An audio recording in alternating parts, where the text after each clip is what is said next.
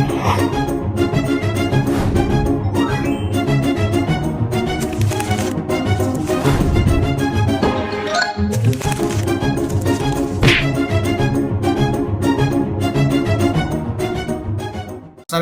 warahmatullahi wabarakatuh. Halo teman-teman semuanya.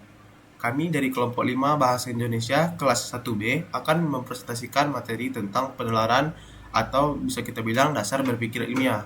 Baiklah, kami terdiri dari 5 orang, yaitu saya sendiri, Najib sebagai pemateri pertama, dua yaitu Fauzan, dilanjutkan oleh pemateri ketiga yaitu Nisa, dan pemateri terakhir yaitu Afila. Baiklah, langsung saja kita masuk ke materinya. Nah, pertama di sini kita bisa melihat di layar kita, yaitu adalah ada penalaran dasar berpikir ilmiah. Nah, apa itu penalaran ilmiah? Penalaran ilmiah bisa kita bilang juga dengan proses berpikir sistematis untuk mencari jawaban-jawaban atau pertanyaan untuk memecahkan suatu masalah. Ah, di penalaran ilmiah ini diperlukan juga bukti-bukti yang kuat atau yang bersifat fakta agar bisa teruji kebenarannya. Nah, penalaran ini bertujuan untuk memperoleh pengetahuan yang bersifat observasi atau diamati, sehingga pengetahuan ini bisa menambah wawasan dari pembaca-pembaca peneliti ini. Nah, baiklah, mengapa penalaran ilmiah itu penting? Nah, di sini penalaran ilmiah itu penting. Salah satu alasannya yaitu untuk kita mengambil keputusan yang baik. Kenapa? Karena di sini kita tidak bisa asal-asal untuk meneliti atau asal-asal untuk bernalar.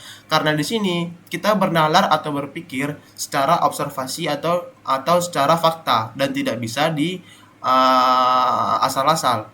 Nah, karena itu maka penalaran ilmiah ini bisa teruji kebenarannya.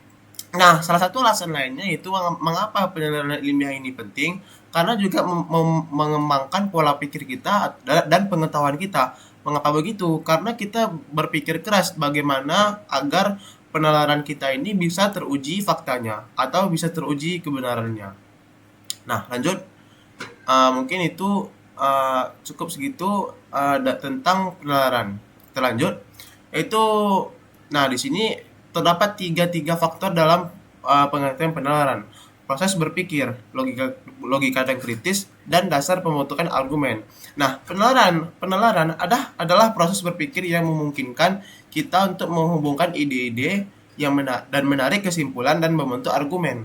Nah, di sini artiannya yaitu setelah kita mendapatkan ide-ide atau mendapatkan pengetahuan, kita bentuklah kumpulan itu menjadi suatu argumen agar kita bisa uji kebenaran dari argumen kita tersebut. Nah, kemudian yang kedua yaitu logika dan kritis. Penalaran melibatkan penggunaan logika dan pemikiran kritis untuk menganalisis informasi, mengidentifikasi pola, dan membuat keputusan. Nah, seperti yang saya bilang tadi, di sini kita menggunakan logika dan kritis. Makanya fungsi atau salah satu mengapa penalaran ini penting agar pengetahuan kita itu bisa berkembang. Karena kita di sini berpikir secara logis dan kritis, tidak asal-asal, harus sesuai fakta dan harus diamati atau metode observasi. Kita sendiri yang harus meneliti terlebih dahulu. Yang ketiga yaitu dasar pembentukan argumen. Nah, penalaran pembentukan argumen yang kuat dengan premis-premis yang logis dan mendukung kesimpulan yang valid. Nah,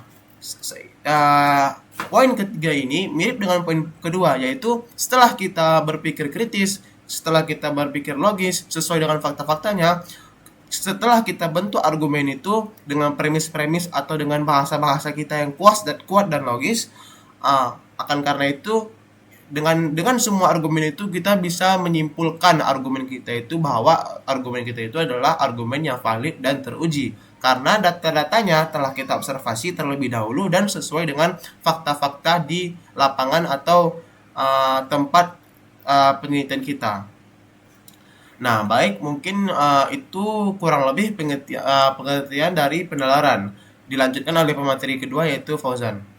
Nah, di sini penalaran itu dibagi menjadi dua, yaitu penalaran induktif dan penalaran deduktif. Yang pertama, penalaran induktif. Kesimpulan umumnya, penalaran induktif berdasarkan pengamatan khusus atau kasus individual, sehingga kesimpulan yang diperoleh masih belum pasti. Kesimpulan dari penalaran ini masih bersifat peluang atau probability. Yang kedua ada pola dan tren. Memperhatikan pola atau tren yang muncul dari data atau pengamatan untuk membuat prediksi tentang masa depan. Menggunakan pola ini untuk menganalisis situasi dan menyusun konjektur. Contoh, jika beberapa hari terakhir hujan, mungkin menyimpulkan bahwa besok juga akan hujan. Yang kedua, manusia butuh makan, hewan butuh makan, tanaman butuh makan. Kesimpulannya, semua makhluk hidup itu butuh makan. Yang kedua ada penalaran induktif. Kesimpulan spesifiknya, penalaran deduktif menggunakan premis umum untuk menarik kesimpulan spesifik. Penalaran deduktif ini, di sisi lain, adalah jenis penalaran di mana validitas premis-premisnya menjamin kebenaran kesimpulannya, dengan asumsi logikanya dapat diterima. Logika formalnya, penalaran deduktif mengikuti aturan logika formal, memastikan bahwa kesimpulannya pasti benar jika premisnya benar. Contoh, semua manusia adalah makhluk hidup. Socrates adalah manusia. Oleh karena itu, Socrates adalah makhluk hidup. Contoh yang kedua, Natal selalu jatuh pada 25 Desember. Hari ini tanggal 25 Desember. Jadi hari ini itu Natal. Terima kasih. Baiklah, materi selanjutnya salah nalar. Definisi salah nalar. Salah nalar dalam konteks berpikir logis mengacu pada kesalahan dalam menarik kesimpulan. Kesalahan ini bisa terjadi karena berbagai alasan, seperti yang pertama kesalahan logika. Kesalahan logika adalah kesalahan dalam struktur argumen itu sendiri. Artinya, cara penyusunan argumennya tidak mengikuti kaidah-kaidah yang benar. Yang kedua, kesimpulan tidak valid. Kesimpulan tidak valid, kesimpulan yang diambil tidak sesuai dengan premis-premis yang diajukan. Artinya, meskipun premisnya benar, kesimpulan yang ditarik tidak dapat dibenarkan secara logis. Yang ketiga, premis salah. Dasar-dasar atau asumsi awal atau premis yang digunakan dalam argumen itu sendiri sudah salah.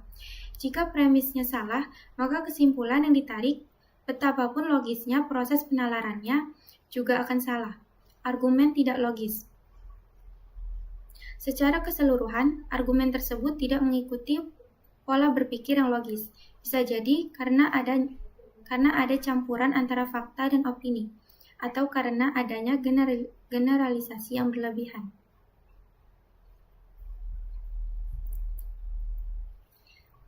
Selanjutnya, jenis-jenis salah nalar. Yang pertama ada ad hominem, yaitu menyerang orang yang menyampaikan argumen, bukan argumennya sendiri. Contoh, jangan percaya pada dia kan orangnya suka bohong. Mengapa salah? Dengan menyerang pribadi seseorang, kita mengalihkan perhatian dari inti argumen dan mencoba menjatuhkan kredibilitas lawan bicara.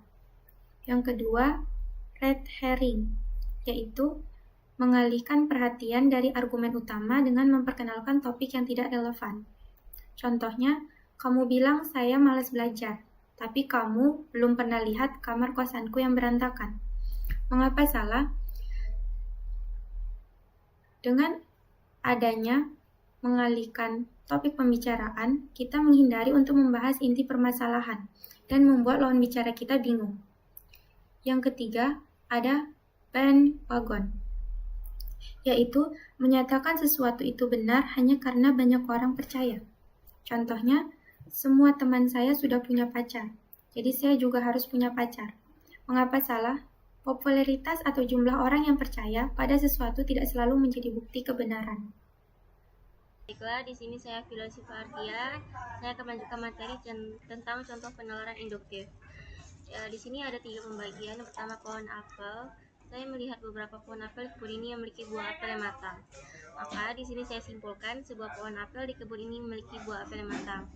Contoh kedua, hewan peliharaan. Saya melihat 3 teman saya memiliki anjing sebagai hewan peliharaan. Maka saya simpulkan kebanyakan orang memiliki anjing sebagai hewan peliharaan. Contoh terakhir, cuaca. Sudah hujan selama 3 hari terakhir. Saya simpulkan besok juga akan hujan. Nah, di sini contoh penalaran deduktif. Premis 1, semua pembunuh adalah manusia. Premis 2, John adalah seorang pembunuh. Maka kesimpulan di sini adalah John adalah manusia.